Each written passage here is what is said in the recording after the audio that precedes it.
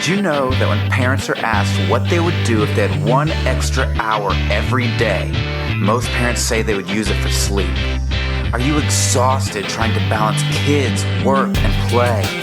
Do you want more purpose and less monotony in your life? Do you get overly irritated, frustrated, and angry with your children?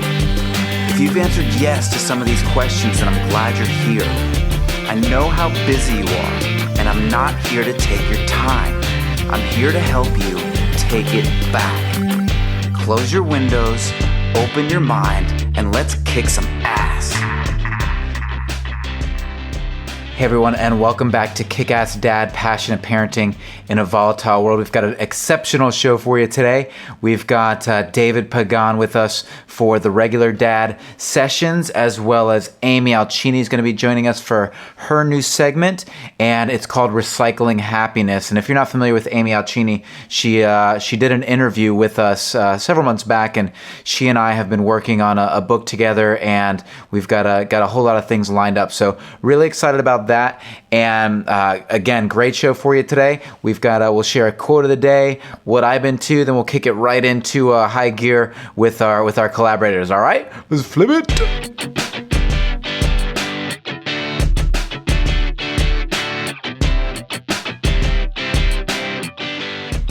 All right, so yeah, just a ton of stuff going on around here.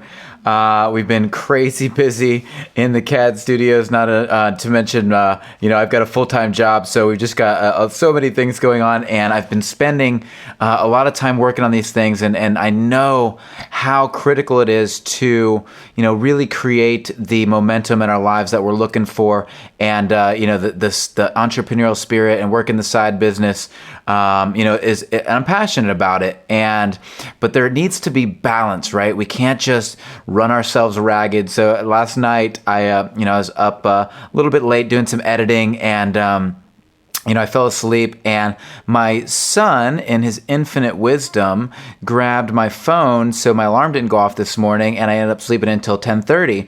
Well, my first reaction was, crap, I'm going to miss something. I screwed something up, or I'm going to miss an appointment or something.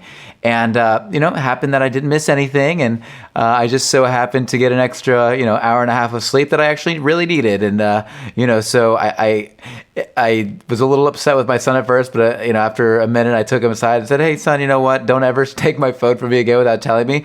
But, I slept in, and I actually appreciate that. So I think we can oftentimes parent from a reactionary mode. We can get into this, I got this going on, that going on, this going on. And I get to the point where my parenting style is based on that, kind of hectic energy. And if we can kind of pull ourselves in, kind of rein ourselves in, and really begin to put that oxygen mask on ourselves first, and come from a place of self-love and love for our children, we begin to really get the wheels turning and create better and better experiences in our lives and better relationships with our kids. And I was talking to Amy today, and one of the things we were chatting about offline, and this may be reflected a little bit in one of the interviews we do, is how when you kind of loving another human being, or your wife or your spouse or your children, is kind of, that's kind of the practice ground, right? That's where we begin to understand how to love, when to love, what love is really. And so, as we begin to really bring that in a big way into our families, then that expands into the rest of our lives. And it's similar to that Stephen Covey principle. You're expanding your circle of influence. So your circle of influence starts very small, right? So as a human being, your circle of influence is how you react to things. It's how you talk to other people. It's the small group of folks you have an impact on their lives. And as we begin to create momentum in our lives and more relationships, and become a person who begins to attract more and more relationships and relationships that have more leverage and torque in the world around us, then, we begin to expand what we're capable of. We're able to expand our reach. Let's say our reach. So I've been focusing on expanding my reach, not only in my family, but once I really understood and felt confident in myself that I could begin, doing this podcast and getting out into my community and doing volunteer work and getting involved with nonprofit organizations, and doing the community garden, developing this BHAG, working with other entrepreneurs. Those things didn't come from, they did come fast, but they didn't come from a complete sense of self-confidence. They started from just a dream, just kind of a why, and what I believed that I could and wanted to do in the world. And by identifying that why, then I was able to go out and begin talking to people and writing and doing the different things that helped me get to this point, which is still, way far away from where I choose to be. But stepping back and taking a look at where my life is now and being thankful for the steps that it's taken to get me here. And then to get back full circle to my point, being thankful for where I'm at and slowing down and treating my family the way they deserve to be treated. So, I took the whole afternoon off. We went and, enjoyed ourselves, took the kids to the park, played some football, sat by the lake, looked at the clouds. And those are the simple things, right, that we can't afford to miss as we're blazing our trail, in our work, in our entrepreneurial endeavors, in our hobbies, in our nonprofits. As we grow our center of influence, our sphere of productivity, then it's critical that we don't forget the why, right? It's like, I think it was Winston Churchill. They said, we're going to need to pull the funds from the arts programs to defeat the enemy. And he said, well, what are we fighting for? Right? So it's like, are we going to fight for this freedom down the road that we don't have now? Are we going to focus all our energy into our career or our entrepreneurial endeavors or, our philanthropy and forget the people that are most reliant on us, and those folks that, our time with them, spent with them, and positivity and love, then that grows and they feel appreciated and respected. And when we continue to go back to that source, bring ourselves back to that sense of center of our center of influence, then we can create a whole lot more in all the relationships in our lives as our center of influence continues to grow. Make sense? All right, let's flip it.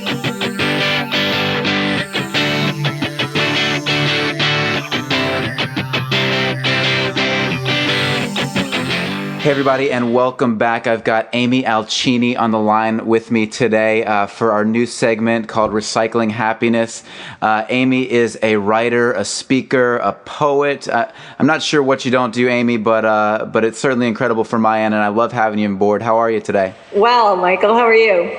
I'm excellent. And so, first of all, I'm really excited for you because you've got your new book of poetry released on Amazon called Symphony Upon My Soul, and it's actually hit #1 in hot new releases. How does that feel? Well, I'm really happy about that. It was been a fun 2-year journey writing them and just sharing what's on my heart. Yeah. Absolutely. So thank you for that. And so basically today, what we're going to talk about, I think that oftentimes in our society, we kind of forget about what happiness really is. We're a very materialistic society. We're go-getters. We're doers. But we kind of forget about what it really is to be happy on an inner level. So Amy, if you could kind of, share with us your philosophy on happiness and what it is that really drives you, that drove you to do the website and to write Recycling Happiness. Happiness to me, it feels like something that is much bigger than the word. And that kind of led me into a lot of reading and studying that. And I found out that the ancient mystics and most of the people in our ancient societies, mystic societies, have taught us that happiness is so much larger than what we have come to define it as. We've kind of narrowed its definition. they thought that happiness meant consciousness. So the ecstatic nature of being alive, of experiencing life, of feeling the light, the excitement of life coursing through your veins, that somehow this was happiness. And so I just kind of delved deeper into that and really found that, to me, that makes the most sense of what happiness is. So is it kind of moving away from this perspective of happiness as like a gratification, like a sense? Okay, so I'm thinking most people think of happiness as like pleasure. Would that be? Yeah, so happiness is kind of the, one of the best ways to describe happiness is a poem that I read by Jamaluddin Rumi. And he was born in the 13th century. And he talked about happiness as this giant container, and he described it in a poem called The Guest House. And what he talked about was that grief and sorrow and love and happiness and joy, they may come to your door and they might need a place to sleep. So you want to welcome them. You want to welcome them with a kiss. You want to help with open arms. You give them dinner, a place to sleep, and you embrace these into your life. And so when you have all these emotions in your life, you are cultivating the seeds for happiness. And I think that's where we are a little bit off the mark. I think society has taught us that we have to have certain conditions in which for us to be happy. And when we really kind of go back and look at what Ralph Waldo Emerson is telling us, what A Song of Myself, Walt Whitman, if you get a chance to read that poem, my gosh, I don't know any more poem that celebrates the existence of a human being in its totality as it is right now, with all of the losses, with all of the happiness, with all of the sorrows that we have. So to me, I just think this is such a beautiful definition of happiness, and it just pops us right into our being, our full container of our being, which is my definition of happiness.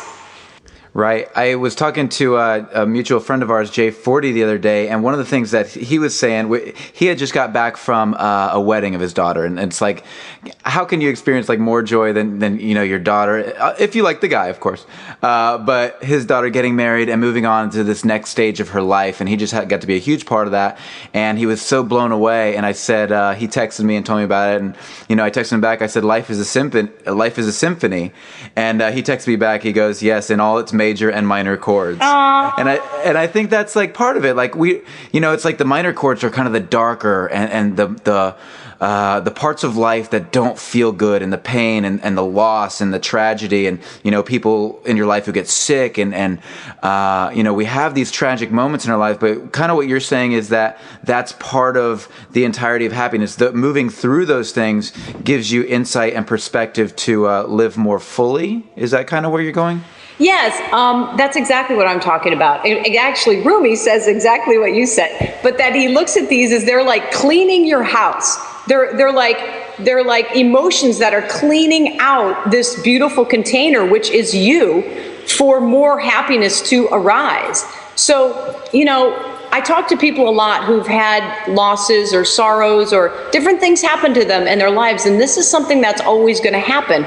But if you think of it as a step forward into happiness by really embracing those difficult moments, the dark moments of the soul, we call them. I mean, it could be a career, a job, a spouse, whatever. It could be a friend, any kind of loss that you might suffer.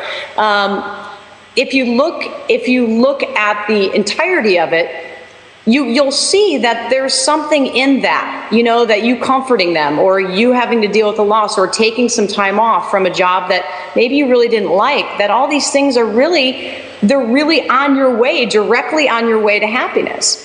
So, and I love when you're talking about the minor chords, because I mess around on the guitar. Here's my baby Rumi. Oh, baby Rumi. I mess around on the guitar, and I was thinking that the other day, like when I play an A minor and an E minor, and they're chords that you don't end on. And that's funny you said that, because when you play an E minor, you go to an E, or when you play an A minor, you go to a G to end the song. very rarely do we end songs on a minor chord, which brings me to my other idea that I love that we hear so much in popular culture is if it's not happy, it's not over yet, right? If it's not kind of resolved, it's not the end yet. I think that was a line from one of the latest popular movies. I can't remember the one about the hotel where they all went to meet, but if it's not well, then it's not over yet. So stay in there, stay in there. Reminds me of Dory from Just Keep Swimming, Just Keep Swimming. Yeah. You kind of got to get there. And I didn't know you were I'm a guitar player too. We'll have to get together and jam soon enough. That's awesome, Amy. And I agree with you. I think that oftentimes we get into that point where we lose a job or we lose a spouse or we lose somebody in our lives or anything really that can feel like a tragedy, and then oftentimes our society doesn't push people through it. What it tends to do is I think that oftentimes when people have a major loss, they draw the curtains and they listen to sad music and it's important to feel those emotions and move through it. But I think at the end of the day, you've got to kind of break that up. I think of my buddy, he just lost a friend of his and they're Spanish. And in the Spanish culture, what you do is you go over to the person who's lost the person and you spend time cleaning their house. You spend time talking, even when they're just, but they don't leave them alone. You don't leave people alone in these times of tragedy because there's so much other beauty around them. There's all these people that love them and care about them. And that's what, that's what we can show them. And I think that kind of goes along with your message. Yeah, that is. I mean, being able to be there for someone when times aren't great, that actually really kind of gives you this reserve of kind of who you are. You get to kind of see who you are, right? That's the whole thing too. Like when these things happen that we don't call, quote, happy, we get to see like our entire being. We are so much more than we give ourselves credit for, or that we sometimes get to experience. And I was writing about this last night in my happiness essay that's coming out in the book Recycling Happiness. But it's like, let's expand it. Let's just for one moment take a moment to pause and believe that our waking up this morning and our having consciousness is happiness. So how would that change our day? How would we look at the trees different and the grass and the one we love and our beloveds and everything we get to do? It's a beautiful kind of thought. And when we kind of start from there, I think everything expands. I think our lives expand. Yeah, it's that concept of whatever you look at, whatever you focus on kind of grows around you. So if you're looking at the negativity and the fear and the doubt and the guilt and the shame, if that's your focus from the second you wake up in the morning to the second you go to bed, then that's what you're going to find, right? I mean, you're going to find, and you're not going to be operating at a level of happiness or energy that's going to attract the experiences that are going to, bring more joy, bring more love, bring more passion into your life. And that's why I love what you're doing in regards to happiness and helping people understand that it's not just about, immediate gratification and this instant pleasure. Those are great. Don't say, it's like in this society, we do all one or the other, it's like we either love it or we shun it. And it's like, it doesn't have to be like that. There's so much life, around to enjoy. And I'm sitting here looking out my window, looking at these beautiful clouds in Florida, which I just love gazing at the clouds. And it's like, yeah, negative people go, oh, that's hippie talk and that's this and that's that. But in reality, what would you rather focus on, your joy or your sorrow? And I think that moving through that sorrow in a state of knowing that there's a whole picture gives us so much more energy, and life just becomes juicy and gorgeous. I love that. That's a great imagery of happiness. Hafez said, the Persian poet, he said, in the end of the day, the only thing that he wants to be out of all of his writing and all of his poetry was he wants to be the flute that the divine's breath moves through. Okay? So that's exactly what you're talking about. If we can be that container for the divine, that's got to be happiness, right? Because then we get to experience everything that the divine, our creator gets to experience. And this definition of happiness will bring us the kind of happiness, I think contentment is a better word, that we're looking for. It's this underlying reservoir of, manageability and contentment and being able to deal with life's ups and downs. Right. I was talking to Coot Blackson yesterday, and one of the resonating things that he said, because I really focus on, affirmation and, continuous thought towards positivity. And one of the things that he said to me was actually the most powerful affirmation that you could ever say is, I surrender. And that's exactly it, right? It's like being that vessel, being willing to say, I surrender to the fullness of life, to the fullness of the universe, God, whatever you choose to call it. But there's that energy. I mean, it doesn't matter what God you believe in, the trees are still there, right? It doesn't matter what God you believe in, the grass still grows. So maybe there is just this divine energy that is a part of everything, that you don't necessarily have to, believe in any particular God. You can just enjoy the gorgeousness and divinity that is life, not that we have to spend our time believing and convincing other people of what and how to believe in. Exactly. That's exactly a way that I would describe it. It feels so open when you say that. Right. Yeah. Yeah. Wow, that's awesome. It is. So did you have, you had mentioned, because you're kind of, and I think you, me, and my wife all kind of fall in this kind of sphere of transcendentalists where, it's you think of Emerson and kind of the Buddhist philosophies and the Taoist philosophies kind of teach these very similar things. Might you have a poem for us? I do. I have a poem, actually, I found, a wonderful poem by Rumi, and another poem I have by Emerson. Let me grab it. I love this poem I found with Emerson on success. What is success? To win the respect and affection of children, to earn the appreciation of honest critics, to endure the betrayal of false friends, to appreciate beauty, to find the best in others, to redeem a social condition, to know even when one life has breathed easier because that you have lived, this is success. That's beautiful. I found that when I was talking to you about Rumi poems, and an Emerson poem cropped up, so I wanted to read you that one. And this one kind of speaks to the idea we were talking about what happiness is, and kind of opening that container. And actually, it also speaks to, Rumi is very clever, and he likes to make people laugh.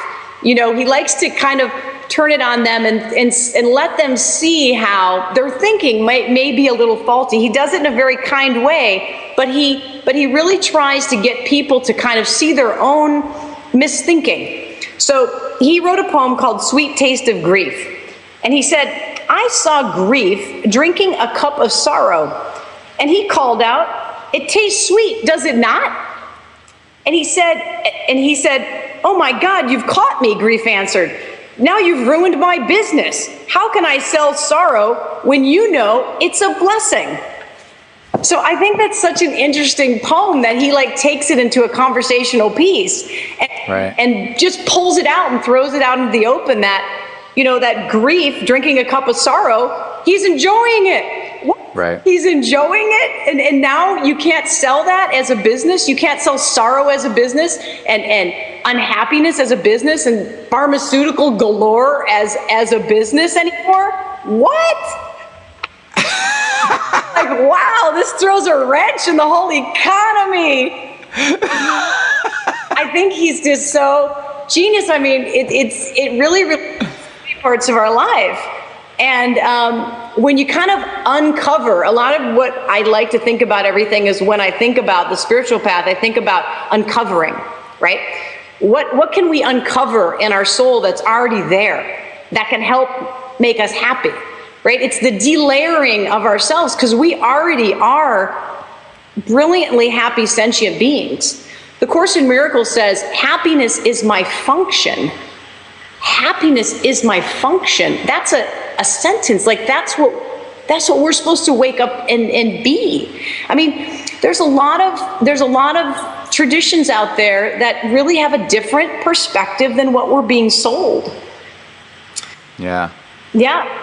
I like how you said it throws a monkey wrench in the whole economy. And it's true, because if we can learn to dance in the rain, if we can learn to love our sorrows, if we can learn to lean into our uncomfortableness and the unknown, what's out there waiting for us? And I think the fear of not getting out there and attacking this is what drives a lot of the businesses that actually make huge profits on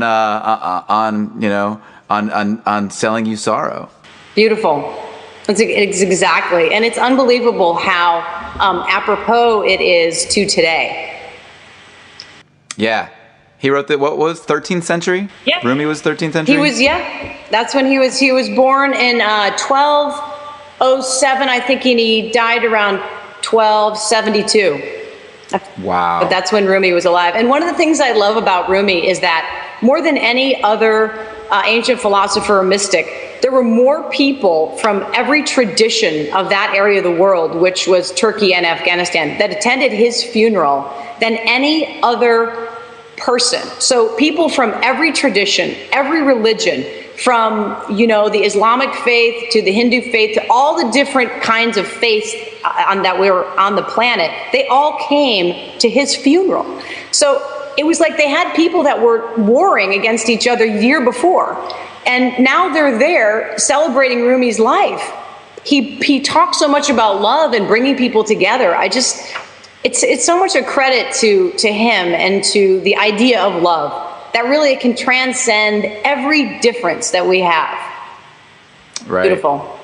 Yeah, absolutely. I think John Lennon knew that too. Indeed he did. Indeed he did. That's amazing. And it's just so funny how, like, throughout history and through the generations, there are always these people that crop up, here and there, that are speaking this message of love. And it's, it's as if we're being taught these lessons again and again and again and again. And it's like, when are we actually going to get it, right? Like, as a society, as a world. And I think the beauty of modern technology is we actually have that opportunity to blast that message, whereas before we didn't. And we're moving out of this, as J40 says, moving out of this industrial age into the innovation age, into the global age, the digital age of connection, that we then are now presented with this enormous opportunity to begin to connect these dots of these ancient mystics with kind of a modern approach. I love that, and I completely agree with you. And to your point, it was Martin Luther King who went back to visit Gandhi and came back with his platform for the civil rights movement. And I don't know if a lot of people know that, but he actually went to India, studied with Gandhi his nonviolence ideas, and came back and started a whole movement in America because of what he learned from Gandhi. And when he came back, he said that the number one thing that he was struck by Gandhi is that he felt he was the first person in this kind of modern age at the time that had taken love as an individual construct between two people into a worldwide stage, meaning he took the concept of love and expanded it to the collective. And he showed Martin Luther King how to do that. And that, to Martin Luther King, was one of the most important accomplishments of Gandhi, that he was able now to show love and spread love. That kind of personal, intimate, romantic love, he was able to share that with his whole country and free an entire nation with that love. And so I feel like sometimes I think about this a lot, but I feel like interaction we have with each other, personal connection with our family or our loved ones and beloveds, they really teach us. They teach us the skills to move that into life, right? Like you said, like you and Jay were talking about, moving it into the big stage. The better I get at loving you as my friend, the better I get as loving my dog for all the beauty she is, the better I can bring that into the world. I mean, I really believe this is all practice for us. this love and connection and intimacy we have, I think it's a connection for us, a practice arena for us to bring that into the world. Yeah. Wow, I love that, and I think you're right. I mean, that's the reality, because Gandhi was able to take this idea, this concept of love, and even towards his enemies, right? Yeah. And that's the same thing that Jesus taught, and all these great leaders taught the same stuff, is that if you can love the people who are attacking you. Gandhi overthrew the British Empire without a sword, without a bullet.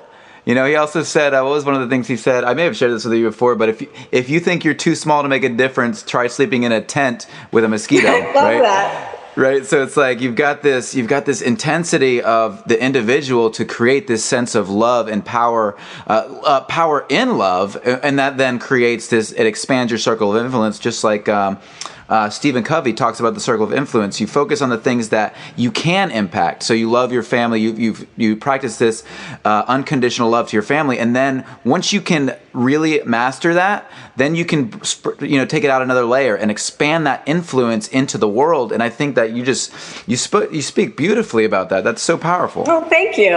I love that imagery too of Stephen Covey and the circles. I love that. And the Dalai Lama actually uses that same analogy, and he talks about exactly what you said. Like, we start with our compassion here, and our idea in life is to widen that circle of compassion. And he loves the word compassion, and the Buddhists really use that word a lot. But when we can expand that circle of compassion to collect everything and everyone, just like you said, that may be one of our most worthy endeavors. I think it is, and it's one of those things where it's like, just like we were talking about the I surrender. I mean, at this point, that's what I am surrendering to, is that sense of, we talk about enlightenment, we talk about all these things about getting back to the basics of life and spreading that message, and it all comes down to love. It's surrendering yourself to the love of humanity, the world, and that's the only way we're going to create peace. I feel the same way. On a practical level, I wanted to bring it down a little bit because, all of this stuff, and we talk about this a lot, that, these large concepts are awesome and we can kind of intellectually get them, right? And we're smart. Human beings are all very smart. We understand these concepts. So sometimes it's like we're not coming to these conversations because we're trying to learn something new. We're coming to these conversations is because we're trying to kind of imprint or embody those ideas that we know are true, right? We know in our heart they're true. We know in our head, but let's get those tied together, right? And I think these conversations are the conversations that do that. And I find myself engaged in these conversations a lot because I'm trying to do that. I'm trying to get to a point where those become one and the same. And I wanted to share an example with you. I wrote about, I've played tennis for 36 years, and there's a book called The Inner Game of Tennis by Tim Galloway. And in it, he talks about this, something that really just struck me as really kind of practical. So when you talk to tennis players, you think the most important thing, or you would think, is winning. It's a sport, right? So, yeah, okay, so you think conventionally you think, okay, winning is what I want to do. And even I've been playing 36 years. When I first read this, I thought, okay, yeah, sure, winning is what I want to do. The more I read about this idea he had was that when he took these people and he interviewed them, he sat them down, what do you really want, these high-level tennis players? And it was not to win. It was to play their best. It was to play the best tennis that was inside of their heart, that was inside of their being, that idea they had of being the best player they could be. That's what they wanted to do. So I think that's how my analogy of even to happiness. We think happiness is this and we think happiness is that. But at the end of the day, when are we happy? When are we happy? When you can come home and see your beautiful family and kids. When I get to play music or play tennis or see the ones that I love, like, this is happiness. And analogy kind of really it really kind of awakens the mind to see, oh my God, he's right. After 36 years of playing tennis, not that I just want to win. No, it's not. It's not that I just want to win, you know? Right. I want to be playing the best tennis I can play.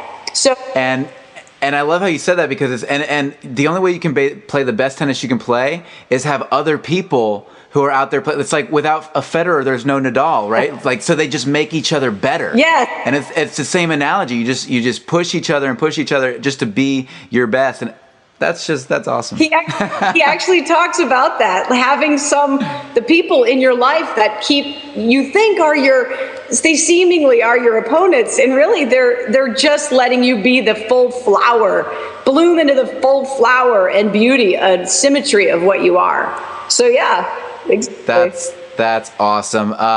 Amy, great segment today for our Recycling Happiness sessions. I couldn't be more thrilled to share this time with you and just to call you a friend. Oh, thank you, Mike.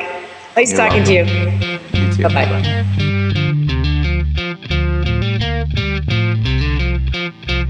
Quote of the day.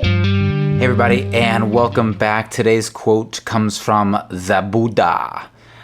You can search throughout the entire universe for someone who is more deserving of your love and affection than you are yourself.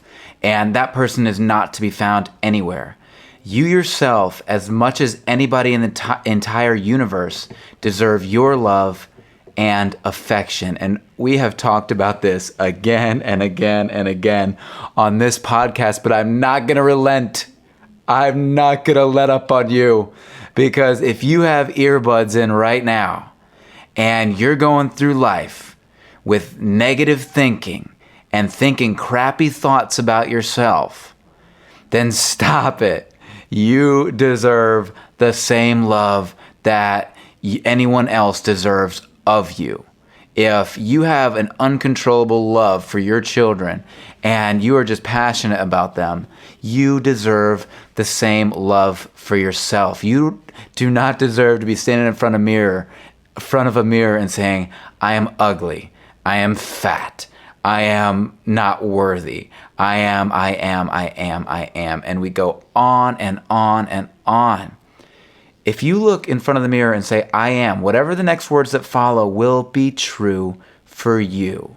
Recognize the I am statements that you're making. If you believe in prayer, if you believe that when you pray for somebody, you're putting energy towards them, or some loving piece of you is going to help in some way, whatever it is, if you believe that even a little bit, what do you think all the negative thoughts do? You think they just disappear into the universe and they have no effect? What if our positive thinking, negative thinking, any thinking has an effect? And if our negative thinking has an effect, what are we doing it for? Is it because somebody else told us that we were ugly? Somebody else told us we weren't deserving of love, that we were fat, that we were stupid, that we were lazy, that we were silly? How many of us are going through life with paradigms of other people? Personal narrative is a way you think about yourself. It is how you believe the world works. It is how you believe things are. And no two people have the same personal narrative. So how could anything in the world be distinct and in any way black and white? Because we all have different perceptions of the world. So instead of thinking that our perception is the absolute correct one, maybe it's important for us to take a look at how we're thinking about ourselves and how we're thinking about other people. And if we're able to make a shift in thought, that causal place, that place that directs behavior, then maybe we begin to change how we act. And then when we change how we act, we get different results in the world. So by spending time searching for and creating, I think that it's a mistake just to seek to find yourself, right? We can all go on this endless journey of, seeking to find ourselves, and we never act. We never create. We never do anything outside of the box. We never step outside of the norm. We follow the lemmings down the lemming trail, as it were. And what if there was a huge benefit to marching to the beat of your own drummer? No matter how quiet that voice has gotten, there is a voice inside each of us that has a truth, that has a personal passion, that has a need to express itself in the world. We are very simple beings. Physically, all we require is food, warmth, and shelter, right? Well, we can throw water in with food, right? So that's all we require. But spiritually, we require self-expression. We require freedom. But it's only by getting those first few things down. And then, in the mind, we seek to expand our knowledge and to share and to learn, right? And those are pretty simple concepts, but we get bogged down in our society with our duties and our diligences and how we're supposed to act and supposed to speak and supposed to move in the world just because everybody else is doing it the same way. And I gotta tell you, it drives me nuts because I'm just not that way. And, I get made fun of because I'm hippy dippy and whatever. And but at the end of the day, I'm the only one going to sleep at night with me. I'm the only one who, is going to bed at the end of the night, whether I'm fulfilled or not fulfilled. If I'm going to bed and I'm living other people's dreams and other people's dogmas and other people's ideas about what the good life is, and I can't sleep, that's on me, man. That's not on anybody else. So if we're not living a life that allows us to sleep at night, we can blame everything under the sun for why we can't sleep, but 9 times out of 10, it's those thoughts going through your head about what other people think about me, what I'm doing in the world that I'm not happy with. And when you can't sleep at night for those reasons, then it's not about, anybody else judging you or putting you in your place. It's about, hey, man or woman, do you want to experience a better life? And if you do, then it's time to get congruent with how you feel about yourself. You can search throughout the universe for someone who is more deserving of your love and affection than you are yourself. And that person is not to be found anywhere. You yourself, as much as anybody in the entire universe, deserve your love and affection. If you don't love yourself, how can you really love somebody else? How can you really be there for your children? Right? Because we're so wrapped up and we're spun and we're spinning out of control in this world that teaches us to want and to need and to always be looking over the rainbow, and nothing is ever good enough. We're never good enough. Nobody else is ever good enough. Nothing is good enough, right? But if we can make that shift, that quantum leap, and say, you know what? No, I'm putting my fist in the ground. No, today, here, now, I'm taking control of my thoughts.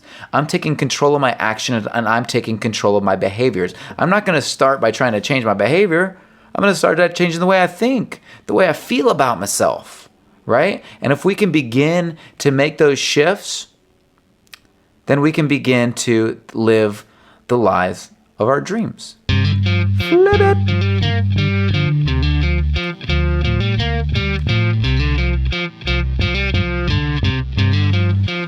Hey everybody, and welcome back to our regular segment with David Pagan. This is the Regular Dad Sessions. We are going to be having some conversations about, kind of the nitty-gritty nuts and bolts of parenting and what it's all about. So David, thank you so much for joining us today for it. Glad to be here. It's beautiful. And so I just, David and I are going to have a quick chat about a recent event and experience and kind of what that, held in store for us. My wife's grandmother, as some of my listeners may know, passed recently, and we had to go up to Indiana, and we didn't really have anything to do with the kids. So, me having just an enormous amount of trust from my brother from another here, he came over and watched the kids for a couple of days, and he had some interesting insights when I got home, and I was just like, man, this is really powerful stuff. David, would you mind kind of sharing with me the quote that you shared with me earlier, and then how that kind of painted the picture for your experience hanging over here watching my kids? Yeah, well, the whole focus on this topic is that, we should, I found it better to be a steward and not an owner of our children. And it's something that you've mentioned before in the show, in the podcast, right after, actually, because we had just had that conversation, but we wanted to go into it a little bit more depth right now. But essentially the idea is be a steward, not an owner. Yeah, absolutely. So when I got back, you had quite a few experiences for me, as far as some different issues that came up while we were gone, and some things that you had to deal with, and how you dealt with those issues. So would you mind kind of just sharing us, walking us through your experience and sharing that with our listener? Yeah, well, you had to go out of town to handle some family business, a loss in the family. And of course, you have 3 wonderful, dynamic children, and that could not be more different from each other from one to the next. Even the twins are night and day. They all have very individualized personalities and their own ideas on things. And so I came over to watch the house and the kids and wonderful Finn, the dog, who is another personality and requires plenty of attention. But I went over and, took care of them. And it's something that I felt honored that, you asked me to do, to be shown that level of trust with someone's children meant a lot. And from the time you asked me, I started the train of thought, which ultimately led me to be a steward, not an owner. Because I thought about how important it was that you asked me to do this, that you trust me with your children, that your children respected me enough that you could even install me in that situation, and that they would listen and show me just as much care and patience as I would hopefully share with them. So that's what kind of started it, and as I dealt with different things of the children. Like, I couldn't find light switches in your house to save my life. Mike has a very a nice home, and it's got a lot of light switches, and I don't know which ones go to what. And so the children luckily helped me paint this visual schematics of what the light switches did. And so I found myself asking more questions, listening to them too. Because I was in an area that I was unfamiliar with. And I think that's a situation that we can all relate to as parents, for those of us that are parents listening, especially when you're first parents. You may have remembered being a child, you may have helped raise other children, but when they're your children, you are, in effect, in a scenario you've never been in. It's unfamiliar territory. And so I felt that when I was there with your kids. And one moment in particular, actually 2 moments, because they, as children do, they tend to have some conflicts inside the house every now and then. And the way I even resolved those conflicts between the two of them was very, very different than the way I had been doing it with my daughters. And I caught myself immediately afterwards, and I was like, why would I speak to my kids this way? And then that's not how I would have handled it at my home. I would have said, lock it up. I don't want to hear it out of you. I don't want to hear it out of you. You've used up your word limit for the day. Let's get it quiet. You finish your homework. You want to play the guitar in the other room or whatever, and kind of telling them what to do instead of finding out and don't get me wrong, sometimes I do, but sometimes we all get frustrated and we lose, patience. We run out of our patience allotment for the day. We've used it up on all these people that we don't love and care out in the world, these strangers that we've used our patience with. And then we come home and we only have a little bit left for our family, for our children, and we end up snapping at them, and they deserve our love and patience and time. And so I realized that even more so when I was with your children. Wow. That's really interesting because, and I think that this is kind of what I got from what you were saying is that oftentimes, and you're talking about being a steward as opposed to being an owner. Our children's are not our possessions. They're, our job is to be responsible and steward. So when you were at my house, you felt more like a steward, but at your house, it had been ingrained in you that a parent is more like an authoritarian. And so it was almost like the experience caused you to see the differentiation. Is that? Well, right, because I was quite literally a steward of your home, the physical home. You entrusted the home to me. You expected it to be returned in the same fashion and the same way that you left it to me. No char marks from any fires, no water lines from, the house having flooded or anything like that. And you, by extension, the same way with your children. You expected them to return to you, a few days older maybe, but no more damage than you yourself had left them. But I really got it there, and I felt it truly. And it's because I say, and I've made this post on our Facebook page, and I believe on our Twitter account, that our children don't belong to us; we belong to them. And the day you got back into town, and you had just called me from your connecting flight, so you were going to be home in the next 30 minutes. Not home, but you were going to be in Orlando in the next 30 minutes. And Joey, your oldest twin, size twin sister, couldn't take it anymore. She had a nervous breakdown, and I heard her crying from inside the room while she was doing schoolwork. And I thought, something's got to be wrong. She's doing schoolwork. There's no way she'd be crying. It's not like anyone's over there yelling at her or anything, because that's why I cried when I was doing schoolwork. But so I went into the room with a different attitude. I wanted to figure out what was wrong, because it didn't add up to me. But that wasn't my daughter. So I couldn't walk in the room and say, "What's the matter now?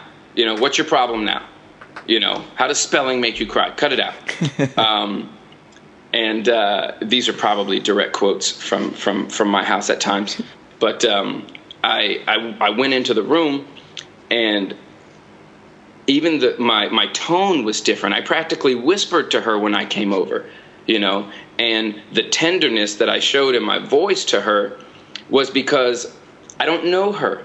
I don't know inside of her. I don't know what has caused this. I don't know what outside influences caused this. And of course, Cy was right next to her with a very guilty look on his face. You and I both know the look. I love doing that look, imitating that look. But he was sitting there, and he didn't say a word, and she was crying. I mean, she was practically hyperventilating. So I came down to her level, and that's something I'll talk about in another episode. But I came down to her level, sat down next to her. I even hunched my head and my shoulders a little lower than hers so that I was below her eye level. So she was looking down at me. Not that she wanted to look at me. She was looking at the computer screen. And it was that she said that she couldn't get the answers right on her math test. So I was like, well, okay, well, let's work through this. I was like, what else is the matter? Is it only the test? And I thought, I normally, if I get an answer from my kids, I immediately try to solve the problem right there. I'm like, okay, well, this is an easy fix. Read it slower, take your time and try it again, and then we'll come back. And I would, perhaps leave the room or something like that, and then wait to see what happens. But instead, I asked another question. I was like, is that the only reason why you're crying right now? Is there something else? Do you miss Dad? Because Dad's going to be home very soon. She was like, yes, I do miss Daddy, and I want Daddy. And no offense, Kristen, but at that moment, she didn't ask for you. But then she told me, she explained all of the things that caused her mini nervous breakdown. And well, mini to me, to her, it was a huge deal. Cyrus was shaking his leg around and shaking the table. And so in addition to feeling, emotionally detached from you and wanting you there and having difficulty with the test, there were these other outside influences that were irritating her, no different than the stuff that irritates us: work, traffic, the weather, my Giants just lost the game, whatever it is that contributes to you having a bad day. Our children go through the same thing. So when I understood all of those things, I very, and still very different from the way I would have even dealt with my own children, I looked at Cy. I was like, Cyrus, is it necessary for you to continue to shake your leg and to shake the table? Do you see the effect that it had on your sister? And he was like, yes. And then I was like, so do you think we can stop at least for now until she can finish her test, and then you can go back to being Cyrus, maybe when we're done with the schoolwork? But right now it's really bothering her, and she really misses Daddy, and I'm sure you do too, but for some reason all of this is coming to a head right now. So can we just focus on the work right now? She said, yes. So we did that again, and then I walked her through the math problem, showed her how to do it. I walked away. I left her. I was like, okay, Daddy's. And I explained how far you were, where you were coming. I walked away. I was like, everything's okay. I rubbed her back. I made sure she was okay before I left. I sat down, started working on my iPad again. Not 30 seconds later, I heard whimpering from the room again. And, normally if I hadn't already snapped at the house, I would have now. I'm like, I definitely would have come in and go, what is it now? I was just in here. What could have happened in 30 seconds? That's not how I did it. I came over again, sat, Cyrus got up for me out of the chair. I sat down next to her again, and I go, what's the matter, honey? What happened? Are you, do you still just miss Daddy? She said, no, I failed the test again. I don't know what's wrong with me. And boom, lost it again. I then reassured her. I was like, there's nothing wrong with you, sweetie. I was like, we just figured it out, right? And then I asked, how many questions are on the test? She said 4. I was like, okay. So we figured it out on the last one. We got the last 2 ones right? So let's just assume you got the first 2 wrong before. That's only 50%. So yeah, you failed it, but you do understand it now. So don't be upset that you failed the last one. That was still part of we didn't get it now. We do get it now, right? She said yes. I then went into the next test, and I go ahead and do the first question on your own. She did it. Bam, she got it right. She got the second one right. I go, see, you do understand it. Now this time when you take it, you should get, a passing score, right? She said yes. She finished. I walked away. She finished it. She came over. She gave me a hug. She's a great hugger, Joey is. And she sat down. She, very, very confident now. Still missed Daddy. Probably still very irritated with Cyrus, but finished the test and was grateful for, I imagine, the way it was handled, or just the fact that we got through it together. I won't say the way that I handled it, because I probably still could have handled it better, if I were to really dissect it. But what was important to me was that at that moment, I realized I need to be more like that with my own children. Why is it that I get short with them sometime? Why do I get frustrated eventually, even after trying to be very patient and knowing that that's how I want to be? And I say frustration comes from 2 places, and only 2 places, whether you're adult or a child. Either you don't understand or you're not understood. So I didn't understand why she was crying. I took the time and the patience and the tenderness in that situation to try to understand. She was frustrated because she didn't understand her math problem, her math test. So that's where her frustration was coming from. So it was extremely eye-opening for me to take care of someone else's children as close as I am to you, and it just really changed the way I even down to this day. And that wasn't that long ago, Mike. That might have been a few weeks ago, a month ago. Even since then, I've adapted that. Adopted that into my style of parenting and the way I speak with my children. So I think that speaks volumes, as kind of what we've talked about in an earlier segment, that we never stop learning how to be better parents. Yeah, wow. That's all I have to say about that.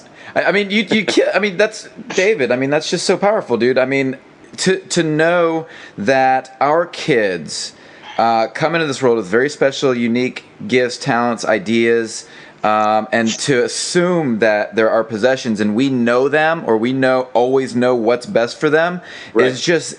I mean, it's arrogance, and that's not a judgment. That's just, I've been there. I know what it's like to do that, and it took for me a lot of experiences that kind of woke me up to say, well, this is not how it's supposed to be. Like, these children are entrusted to me. Like, I don't, these are special souls. These are beautiful beings that I have been given an opportunity to steward in their lives, and for me to think that.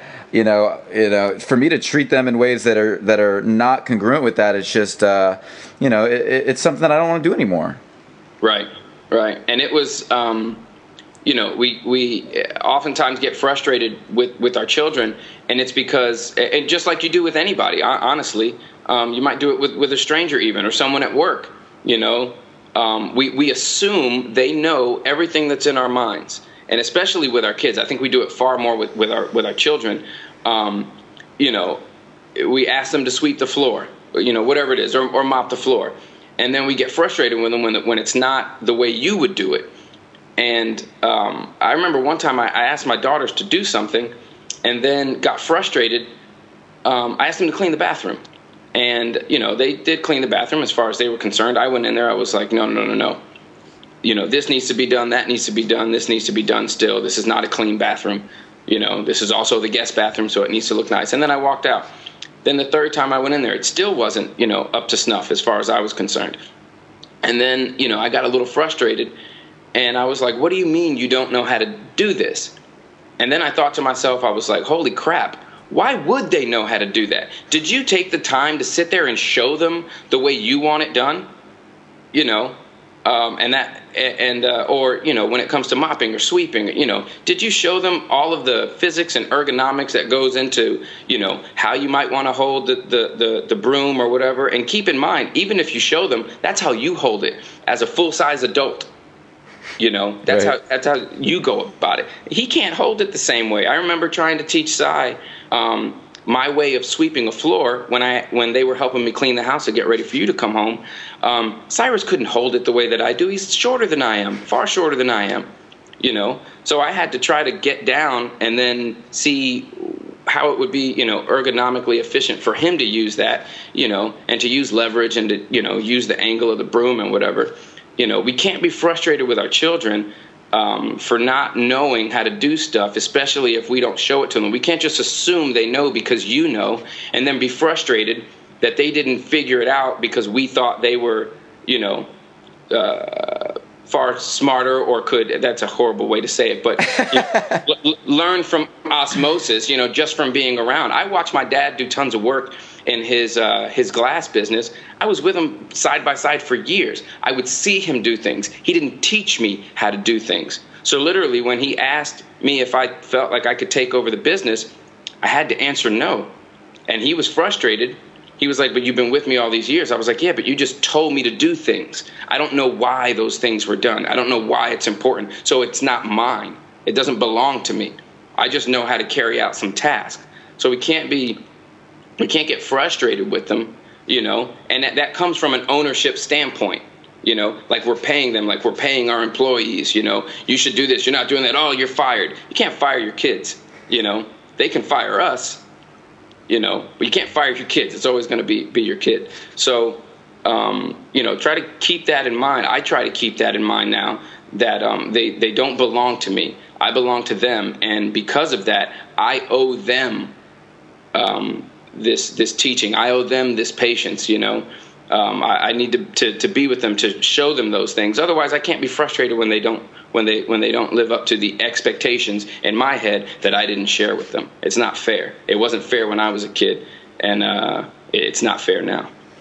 David, I love sharing this time with you, talking about the nuts and bolts of parenting and then getting down to the nitty gritty and then sharing that wisdom, truly profound. And I think that, our listeners will certainly gain a lot from what you're sharing, because it is powerful. It is, I mean, it's right on. I hope they learn, because I'm throwing myself under the bus a lot here. So I hope something good comes from it. Otherwise, I just look really bad. You definitely don't look really bad, and I certainly appreciate your candor, because it is hard. But what the reality is, again, we all screw up, we all make mistakes. But what do we learn from it? And the lessons that you've learned and that you're sharing here are so powerful for parents. And because at the end of the day, we can be all idealistic and hippy dippy and lovey dovey, but at the end of the day, isn't that David? Yeah, David Wood. Yeah, woo woo. We can be all woo woo, but at the end of the day, the reality is this stuff is hard. It's real. It's in your face. It's smelly. It's dirty. It's not going anywhere. Right. It's not going anywhere. You can't fire your kid. So let's find new ways to approach parenting. Let's find new ways to approach creating epic relationships with them and with our partners, because that's what it's going to take to get us to the next level. Thank you, David. You're welcome. Thank you for having me. Yes, absolutely. Thank you for joining us for the regular dad sessions, and we will catch you on the flip. Thank you for listening to Kick-Ass Dad, and welcome to the movement. You can join us on our mission to create a bright future for the next generation by checking us out on Twitter. Go to @KickassDad1. Stay updated on upcoming interviews, products, and events. That's @KickassDad1. Sign up for the newsletter and check out our global mission at kickassdadblog.com. In the newsletter, we're going to share resources from me and our guest, weekly inspirations, interview summaries, and upcoming events. Check us out on Facebook for daily inspiration and community engagement. That's Kick-Ass Dad, 3 words, on Facebook. When on the page, please invite your friends to like it. Share CAD's message about creating a bright tomorrow for our children. If there's a particular episode of the podcast you liked, please share it with a friend. Keep an eye out for us on LinkedIn. You can check us out at CAD, K-A-D. Keep an eye out for the Kick-Ass Dad YouTube channel. This will be live before the end of the year.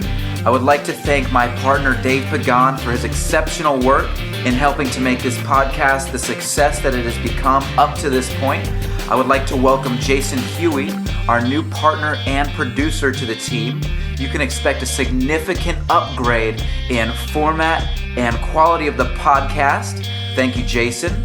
We'll be releasing a 1-hour best of the first 30 episodes on the website at the end of October. I am currently writing a book with our contributor Amy Alcini to be released next year. If you missed her interview, please check it out. We'll be doing a webinar and releasing our first 2 ebooks at the end of October in tandem with the launch of Kick-Ass Dad Personal Transformation Coaching Program. We are still looking for a couple more key volunteers and contributors. If you have web design skills, social media skills, book editing skills, or you just want to help out, please email kickassdad1@gmail.com and Dave will schedule you a live chat with me via Skype. Make today your best day so we can create a beautiful tomorrow for our kids. I'm going to catch you on the flip.